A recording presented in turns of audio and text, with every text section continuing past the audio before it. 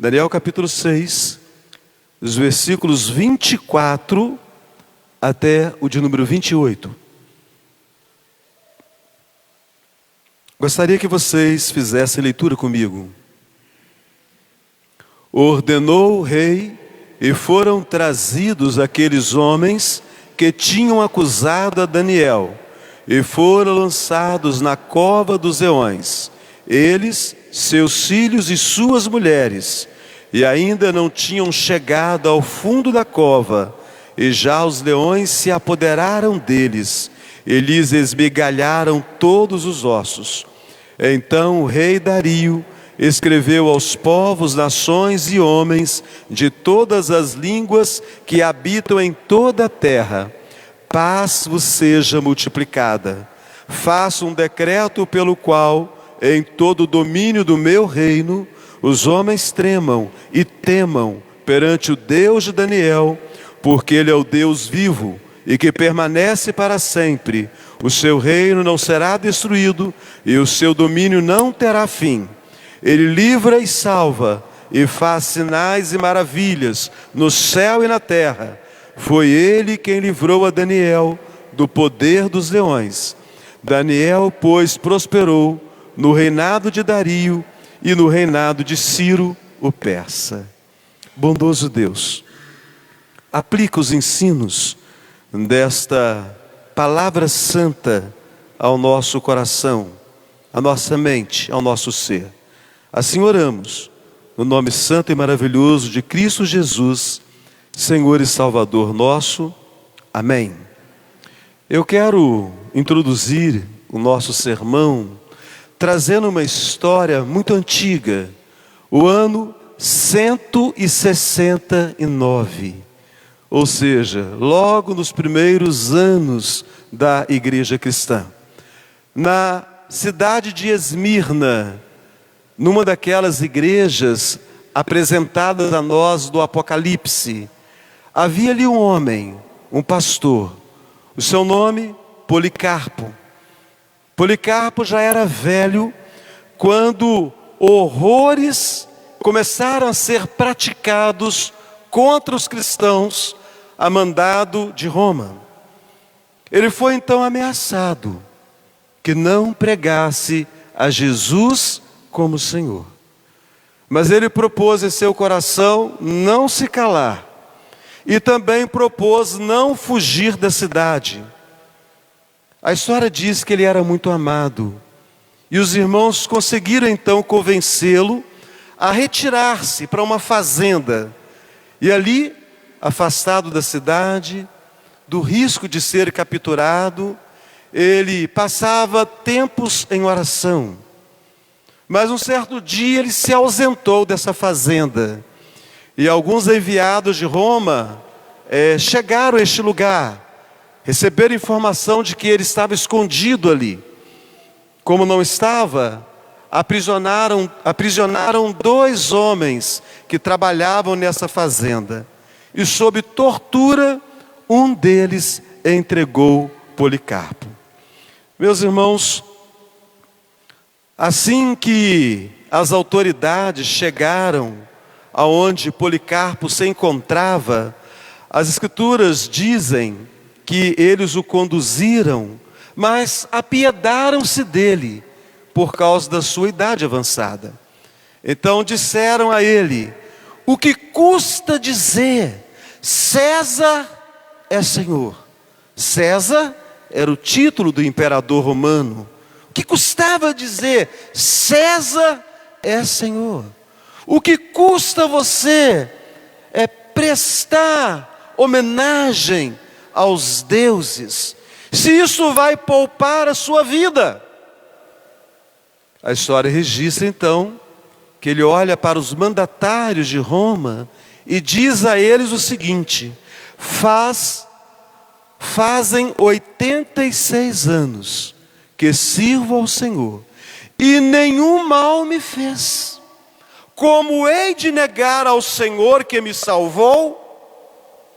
Então foi conduzido ao procônsul, e ali na arena ele foi ameaçado, primeiro com feras, mas ele se manteve firme. E depois ele foi ameaçado de ser queimado vivo. E ele responde, e a sua resposta fica registrada na história, nos documentos da igreja. Ele olha para o juiz e diz assim: o fogo que o juiz pode acender vai demorar um pouco, mas vai ter que se apagar. Mas o castigo do inferno é um fogo que não se apaga, é um fogo que não tem fim. Então, ante a firmeza de Policarpo, ele foi condenado à fogueira. Diz a história que no meio do fogo, quando o fogo começava a devorá-lo, ele orou, agradecendo o privilégio de ser contado entre os mártires, por amor de Cristo e por fidelidade ao seu Salvador. Essa história nós podemos encontrá-la em uma coleção intitulada Cristianismo Ilustrado. O autor chama-se Justo Gonzalez. Policarpo foi um homem diferente. Sabe por quê, Leniel? Porque os olhos dele estavam no céu e não na terra.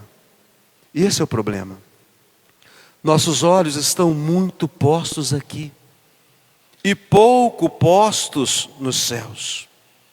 Daniel, então, é um convite para nós essa noite, porque a vida do profeta Daniel revela a nós um homem diferente, arrancado da sua terra ainda jovem. Policarpo já era velho, mas ele declara que desde muito cedo ele servia ao Senhor e o Senhor foi fiel. Daniel, jovem, perdeu sua família, sua cidade, seu país, sua vida, marcada por dores. Mas quando chega à Babilônia, ele não abandona a sua fé no Senhor dos Exércitos. O nosso texto nos apresenta um homem velho. Não é mais o jovem, com seus companheiros jovens, que chegam à Babilônia e propõem não contaminar-se com as finas iguarias do rei, que naquele tempo era Nabucodonosor. Ele passa pelo menos por 4 reis, se Ciro e Dario não forem de fato uma única pessoa. Se forem 2 pessoas distintas, então ele passa pelo menos por 4 reis no período do seu cativeiro. E agora ele é um homem velho. E assim como Policarpo, tanto tempo depois, na verdade, o que Policarpo fez foi fazer ecoar a fidelidade de Daniel. Porque Daniel viveu muito tempo antes de Policarpo. Será, meus irmãos, que Daniel terá poder essa noite para fazer ecoar também na nossa mente e no nosso coração o desejo de sermos homens diferentes, mulheres diferentes, gente comprometida com Deus? Mas a questão é, Aida, como ser diferente? A questão é, Abraão, como Daniel conseguiu ser diferente vivendo na Babilônia? Meus irmãos, Daniel foi um homem diferente, porque ele estava firmado na palavra de Deus. Daniel estava firmado na palavra de Deus. Vamos falar comigo? Daniel estava firmado na palavra de Deus. Deuteronômio capítulo 6, o versículo 5, nos revela essa verdade. Leiam comigo o texto. Disseram, pois, estes homens: nunca acharemos ocasião alguma para acusarmos este Daniel, se não a procurarmos contra ele na lei do seu Deus. Daniel capítulo 6, versículo 5. Eu li só a parte final, então vocês vão ler comigo algumas porções. Vamos lá? Disseram, pois, estes homens: nunca acharemos ocasião alguma para acusar este Daniel, se não procurarmos contra ele na lei do seu Deus. Qual era o país de Daniel? Israel. De uma forma mais específica, qual era o país de Daniel? Era Judá. Então, a história de Judá, depois da morte do rei Josias, revela um povo que passou a viver como se nunca tivesse ouvido falar de Deus. Eles esqueceram o avivamento, a reforma feita por Josias, e eles não quiseram ouvir os profetas de Deus. Por causa disso, surgiram falsos profetas, que confundiram a mente do povo. Surgiram sacerdotes que não tinham compromisso com o Senhor, que não tinham compromisso com a palavra do Senhor. E então, irmãos, a nação foi invadida pela idolatria, pela injustiça, pela feitiçaria, pela corrupção. E como consequência daquela decadência espiritual, agora eles foram levados para o cativeiro. Tudo conforme haviam dito os profetas. Especialmente os profetas daqueles dias, Jeremias, nos seus escritos e também nas suas lamentações. Mas, irmãos, ao serem levados para a Babilônia, ao serem arrancados da sua casa, ao presenciarem uma invasão violenta, ao assistirem à morte de familiares, de amigos, de vizinhos, será que todos eles entraram na Babilônia totalmente desprovidos do temor de Deus? Não, nem todos deixaram de confiar em Deus e em sua palavra. Naquele tempo caótico, muita gente se converteu, muita gente se voltou para o Senhor. O que significa isso? Que as lutas que eu passo, as lutas pelas quais você passa, elas não são um convite para o desespero. Antes são um convite para nós nos firmarmos nas promessas maravilhosas de Deus, contidas em sua palavra. Basta aqui olharmos Daniel. Foi com a sua vida firmada na palavra de Deus que Daniel fez diferença, mesmo estando no cativeiro. Presta atenção. Daniel poderia ter se conformado ao mundo babilônico. Ali na Babilônia não foi caos para ele não, gente. A Babilônia foi um bom negócio para Daniel. Ali na Babilônia ele foi promovido. Desde o primeiro rei, Nabucodonosor, ele passou a assistir diante do rei. E aqui no último rei, que nós temos o registro, ele foi um dos presidentes, nomeado por Dario. Então ele foi um homem que teve na Babilônia muitas oportunidades. Tem pessoas que diante das muitas oportunidades abandonam a Deus. Daniel, diante das muitas oportunidades, não abandonou a Deus. Meus irmãos, a história da igreja, de tempos em tempos, ela revela algumas aflições, revela algumas perseguições, algumas dificuldades. Houve um tempo que a igreja na Inglaterra passava por um verdadeiro caos espiritual. Todos vocês já ouviram a expressão puritano. É uma expressão dada para quem, de uma forma pejorativa, para quem se julga certo, dono da verdade. Mas os puritanos, na verdade, foram um grupo de homens e mulheres extremamente comprometidos com Deus, quando seu país passava por um grande caos. Assim como o Brasil, nosso país, passa por um verdadeiro caos espiritual. Há uma verdadeira confusão entre as religiões. E as pessoas dizem conhecer a Bíblia, mas cada vez mais dão testemunhos de estarem vivendo muito longe daquilo que ensinam as Escrituras. Acerca dos puritanos, a história diz o seguinte: para eles, a Bíblia, em seu todo e em suas partes, era o pronunciamento de Deus. De Deus. Pregada aqui essa noite é o pronunciamento de Deus para a minha vida e para a sua também. Se você recebe essa palavra como pronunciamento de homens, que tempo perdido você está tendo aqui. Os puritanos entendiam que toda palavra pregada era pronunciamento de Deus, na instrumentalidade de homens. E servir a Deus para eles só tinha um significado, Andréia.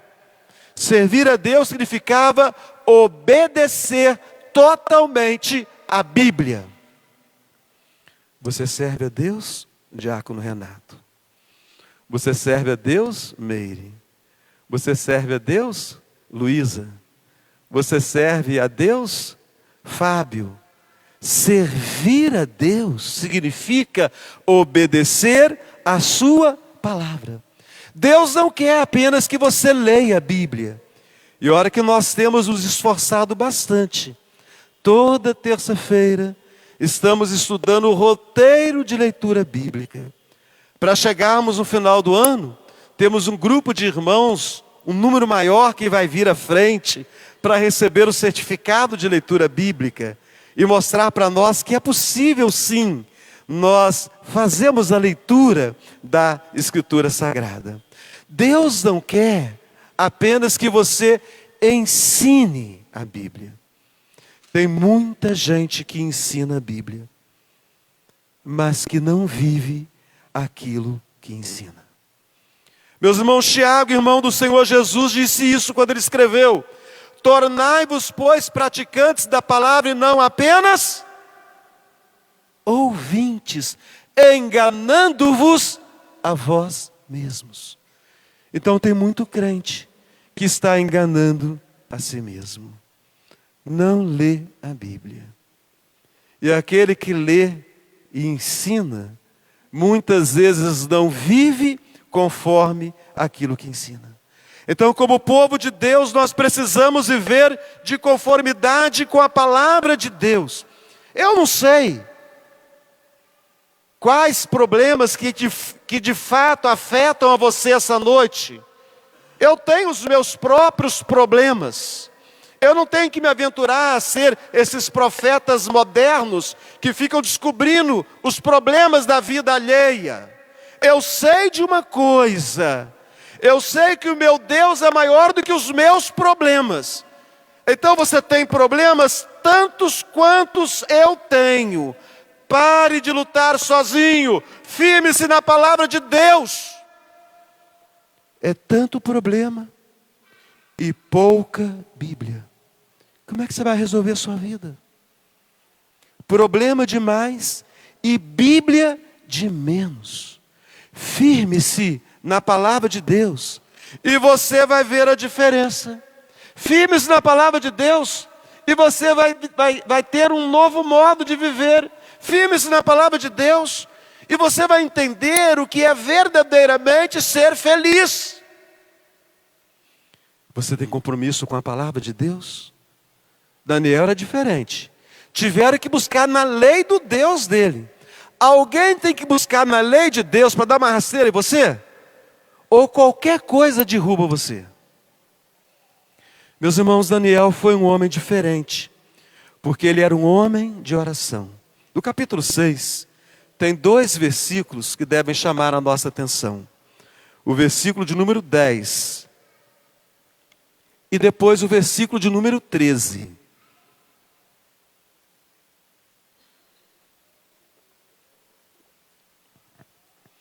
Daniel era um homem diferente, porque era um homem de oração. Leia comigo o versículo 10. Daniel, pois, quando soube que a escritura estava assinada, e em cima no seu quarto, janelas abertas do lado de Jerusalém.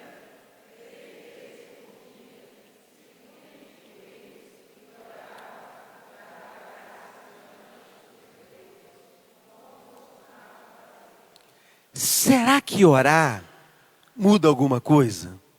Será que oração faz alguma diferença? Será que tem importância orar? Olha o versículo 13, a consequência. Vamos ler juntos? Então responderam e disseram ao rei: esse Daniel...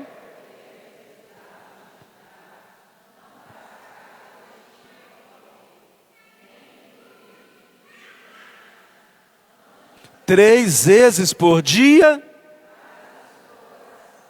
Meus irmãos, a palavra oração, aqui nesse contexto, significa pedir, suplicar, invocar. A oração fazia parte da vida de Daniel. A intimidade dele com Deus era conhecida por aqueles que não conheciam a Deus. Não é fantástico isso? A intimidade de Daniel com Deus era conhecida por aqueles que não conheciam a Deus. A sua intimidade com Deus é conhecida por aqueles que não conhecem a Deus? O que significa isso? Significa que você está saindo de casa para o trabalho, você chega no trabalho, aquele colega que não tem intimidade com Deus, não conhece o Senhor, ele vira para você e fala assim: aqui, ora por mim, tá? Aqui, ó, lembra de mim nas suas orações. Ó, quando você chegar na sua igreja, ora por mim. Já te aconteceu de você sair de casa com a sua Bíblia, caminhando para a igreja, e de repente alguém fala assim: ó, lembra de mim lá na sua igreja, faz uma oração a meu favor. Então, meus irmãos, a vida de intimidade que Daniel tinha com Deus era conhecida por pessoas que não conheciam a Deus. Então, quando aqueles homens invejosos procuraram atingir Daniel, eles fizeram o rei assinar um decreto. E esse decreto, ele não poderia pedir. Orar é pedir. Ele não poderia pedir a outro Deus, senão ao imperador. O objetivo deles não era bajular o imperador. O objetivo deles era atingir Daniel. Eles sabiam da integridade. Eles sabiam da fidelidade de Daniel ao seu Deus. E o texto relata, vocês conhecem a história, ao saber do decreto, ele não se intimidou, ele não se preocupou com o seu cargo. Ele era um dos 3 presidentes. E ele era aquele mais importante perante o rei. Ele não se preocupou com a sua posição no Império Babilônico, mas ele se pôs a buscar a Deus de todo o coração. Espera aí. Não é assim que a Bíblia ensina? Que nós devemos buscar a Deus de todo o coração, com toda a nossa alma, com todo o nosso ser, com todo o nosso vigor. É dessa forma que ele busca a Deus. A oração fazia parte do seu dia a dia, assim como a oração fazia parte da vida de Davi. Assim como a oração fazia parte da vida de Elias, assim como a oração fazia parte da vida de Moisés, assim como a oração fazia parte da vida de Jesus. A ponto, Wesley, de Jesus ensinar os discípulos a orar. Eles pediram que Jesus os ensinasse, porque observavam Jesus orando. Alguém já pediu a você para que você o ensinasse a orar? As nossas orações têm impactado a ponto das pessoas pedirem oração, ou de pedirem a nós para que nós as ensinemos a orar? Meus irmãos, a oração tem que ser a marca do cristão. Nós vemos aqui em Atos capítulo 2, 42 em diante, acerca do estilo de vida dos crentes. Então, eles oravam continuamente. E isso é o que o apóstolo Paulo deixou para os Tessalonicenses e para nós. Orai, orai sem cessar. Mas, irmãos, nós oramos. Basta olharmos para dentro das nossas igrejas, nas reuniões de oração, nos dias programados de quinta-feira, e nós vamos perceber que estão faltando homens como Daniel, como Davi, como Moisés, como Elias, como Jesus. As reuniões de oração continuam sendo as menos frequentadas. E aí? Você é conhecido pelas suas orações? Você, meu irmão, é conhecido por ser um homem de oração? Você tem buscado intimidade com Deus? Veja que Daniel não temeu ser jogado na cova dos leões. Orar para mim e para você é fácil demais. Não pesa ameaça sobre nós, Letícia. Não tem ameaça nenhuma. Se pedir, se orar, vai para a cova dos leões. Essa era a forma, né? Nabucodonosor gostava de queimar as pessoas, né? Tinha uma fornalha para assar aqueles que desagradavam a ele, né? Dario ou Ciro, a gente não sabe se é a mesma pessoa, não podemos afirmar com certeza, já gostava de jogar o povo numa cova cheia de leões famintos, para que a justiça fosse feita. Então, meus irmãos, Daniel não temeu ser jogado na cova, porque ele sabia que o seu Deus é o Deus que age, que faz o que quer, quando quer, aonde quer, como quer. Então, meus irmãos, oremos a Deus pela nossa própria vida. Você está feliz com quem você é? Já parou para pensar que você podia ser um pouquinho mais para Deus? Que você podia, no ministério que você ocupa, que você podia estar um pouquinho mais avante para a glória de Deus. Eu preciso orar a Deus pela minha vida. Eu posso ir um pouco mais. Eu preciso orar pela minha família. Nossa família é nota 10, mas tenho certeza que ela pode melhorar. Precisamos orar pela nossa igreja. Não é como Corinto, não. Graças a Deus, né? Mas ela tem as suas complicações também. Orar pelos nossos negócios, orar pelo nosso país, essa confusão política, ideológica, essa bagunça que está virando o Brasil.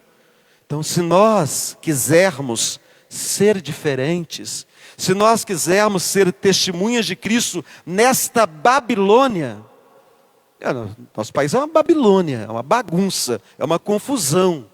Então nós precisamos buscar, depender e viver na presença do Senhor, na certeza de que Ele ouve e responde às nossas orações. Deus está no controle. Para que eu vou desesperar, Alda? Espera no Senhor, confia no Senhor. Ele proverá. E para nós encerrarmos, Daniel foi um homem diferente, porque ele confiava em Deus. Olha o versículo 23, Daniel, capítulo 6, olha o versículo 23. Leia comigo o versículo 23. Então o rei se alegrou sobremaneira e mandou tirar a Daniel da cova.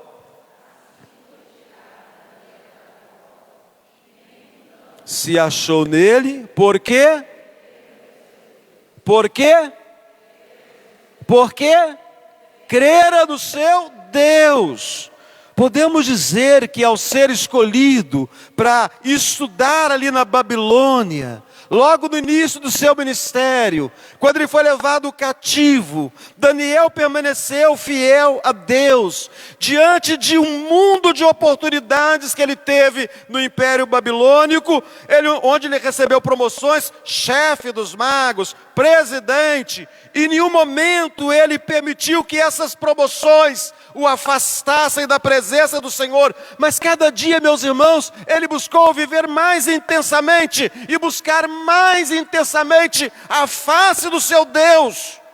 Ele derramava-se diariamente na sua presença, mesmo no mundo de tantas oportunidades. Daniel não se corrompe, Daniel faz a diferença. Daniel não se conforma com o mundo. Mesmo tendo passado por provações no reinado de Nabucodonosor, de Belsazar, de Dario, de Ciro, ele jamais deixou de testemunhar o Deus soberano que dirige, que sustenta, que controla todas as coisas. É por isso que ele marcou a história. E por isso que a sua história continua falando.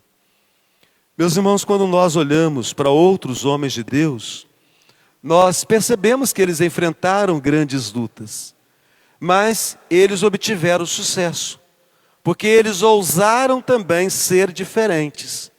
Na semana passada, o pastor Gustavo nos trouxe a mensagem, espero que vocês estejam lembrados, sobre José, o José do Egito, o José filho do Jacó, jovem, cheio de sonhos, cheio de expectativas, abandonado pelos próprios irmãos, vendido pelos próprios irmãos para ser escravo do Egito.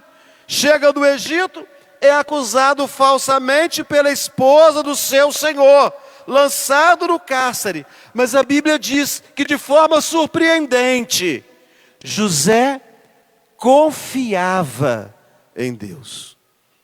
Deus não desampara aqueles que nele confiam. O Senhor mudou a situação de José, porque José confiou em Deus. José permaneceu fiel. Abraão confiou em Deus. Ele creu que Deus poderia trazer dentre os mortos ao seu filho Isaque. Jó confiou em Deus. E mesmo tomado de uma doença do alto da cabeça à planta dos pés, ele disse: na minha carne, ele falou no espírito, na minha carne verei a Deus. Esther confiou em Deus, mesmo correndo o risco de ser morta. E Paulo e Silas, que na prisão estavam ali presos injustamente, açoitados, algemados, cantavam louvores, porque eles confiavam em Deus. Todos esses personagens, Tânia, eles fazem eco às Escrituras, o Salmo 37, versículo de número 5. Vamos falar juntos? Entrega o teu caminho ao Senhor, confia nele e o mais ele fará. Só vocês. Entrega.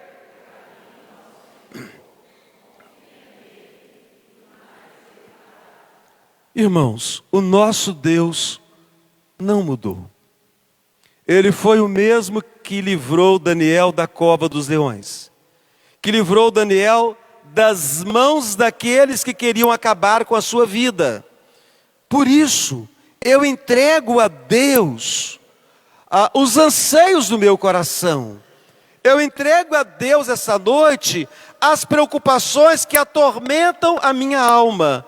Eu entrego a Deus neste momento as minhas necessidades, as minhas preocupações. Eu proponho confiar em Deus, independente das circunstâncias que eu esteja passando. Ainda que tenha sido arrancada a pedra da cova para que eu seja lançado dentro dela, eu preciso fazer a opção de confiar em Deus. Daniel confiou em Deus. Mas Daniel não esperou ser diferente depois que o leão rugiu, não. Nosso inimigo é como o leão, né, Pâmela? Está rugindo furioso ao nosso derredor. Ele só quer uma coisa, Pietra: nos destraçar. Primeiro ele quer nos envergonhar publicamente, nos destraçar, causar dor e nos afastar eternamente do nosso Deus. Se eu for esperar o rugido dele para ser diferente, poderá ser tarde demais. Meus irmãos, não tem como nós encerrarmos essa ministração sem pensarmos no Senhor Jesus. Jesus foi um homem diferente. Presta atenção. Nascido de uma natureza única. O Evangelho de Mateus cita o seu nascimento. a forma do seu nascimento.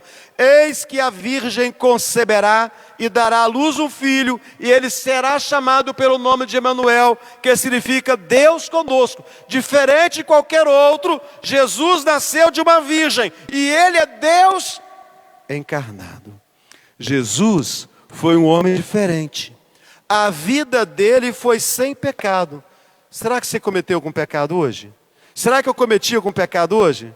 Será que hoje nós conseguimos passar incólumes, né? Nós passamos o dia de hoje sem termos cometido uma falha diante de Deus. O livro dos Hebreus diz assim: porque não temos sumo sacerdote que não possa compadecer-se das nossas fraquezas. Antes foi ele mesmo tentado em todas as coisas, a nossa semelhança, mas sem pecado. Mas sem pecado. Jesus foi um homem diferente, porque ele tinha autoridade no ensino dele. A autoridade que eu tenho no meu ensino vem de Jesus. A autoridade que você tem no ensino, na pregação da palavra, vem de Jesus. No Evangelho de Mateus nós encontramos: porque Jesus ensinava as multidões como quem tem a autoridade, e não como os escribas. Jesus foi homem diferente, porque ele tinha poder sobre a natureza. Você tem poder sobre a natureza? Nós não temos, não. Nós, da obras, tem muito serviço para ser feito, né? Nós temos um toldo para ser feito daquele lado ali. Nós estamos com medo da chuva chegar, porque se chover, a água vem daquela direção, e ela vai trazer algum prejuízo à nossa pintura tão bonita ali. Então a gente fica preocupado, né? Ainda bem que o profissional já está acelerando lá para poder colocar o toldo ali. Mas isso, Guilherme, é porque nós não temos o controle da natureza. Eu não posso falar para a natureza, né? Tempestade, aguarda, enquanto nós vamos terminar aqui o nosso serviço. O nosso relator não tem poder de falar, né? Vento, sopra para o outro lado a chuva, para que ela não molhe aqui o nosso templo. Mas o Senhor Jesus, no texto que todos nós conhecemos, o Evangelho de Marcos, diz assim: e ele, despertando, repreendeu o vento e disse ao mar: acalma-te, emudece. O vento se aquietou e fez-se grande bonança. Aí Jesus disse: por que sois assim tímidos? Como é que não tendes fé? E eles, possuídos de grande temor, diziam uns aos outros: quem é este que até o vento e o mar obedecem? Diferente de todos, Jesus dominava sobre os elementos da criação. Jesus foi um homem diferente. Um homem diferente está firmado na palavra de Deus. Jesus foi tentado pelo diabo e respondeu com as Escrituras. Como é que Jesus respondeu para o diabo? Está escrito. Jesus respondeu 3 vezes com a porção do livro de Deuteronômio para o diabo.